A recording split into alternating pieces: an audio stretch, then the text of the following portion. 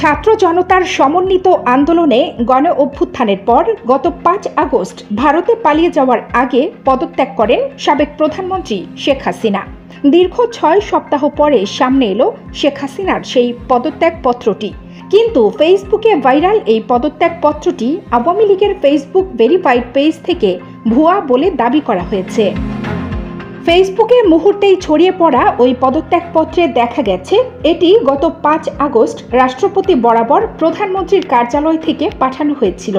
আর আওয়ামী লীগ দাবি করেছে দেশের টিভি চ্যানেলের ফেসবুকে এরকম অপরিপক্ক এডিটেড কোনো পদত্যাগপত্র প্রকাশ একটি দৈন্যতা মাত্র।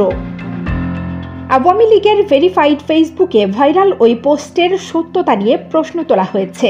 আর পদত্যাগপত্র কেন ভুয়া তার পক্ষে কিছু যুক্তি দিয়েছেন তারা। প্রথমেই বলা হয় পদত্যাগপত্র যেই প্যাডে টাইপ করা হয়েছে সেটা মুজিব বর্ষ লোগো লাগানো, আর মুজিব বর্ষ ২০২১ সালেই শেষ হয়েছে। দ্বিতীয় যুক্তিটিতে বলা হলো ভুয়া এই পদত্যাগপত্রটি অত্যন্ত অস্পষ্ট। এরপর পদত্যাগপত্রের ভাষা দেখিয়ে বলা হয় যা মন চায় তারা একটা কিছু লিখে পাবলিশ করেছে। আর শেখ হাসিনার স্বাক্ষরটিও গুগল থেকে নেওয়া হয়েছে, যাতে স্পষ্ট দেখা যাচ্ছে মূল পেজের সাথে স্বাক্ষরের অংশের পিক্সেলের পার্থক্য।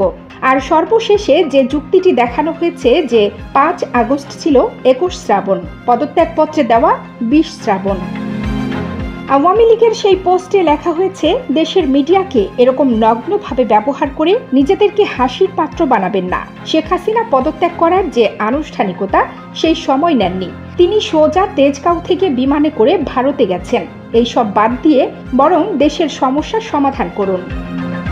গত ৫ আগস্ট দুপুরে সামরিক বাহিনীর একটি হেলিকপ্টারে চড়ে বোন রেহানাকে নিয়ে ভারতে চলে যান শেখ হাসিনা। আর সেখানেই বর্তমানে তিনি অবস্থান করছেন।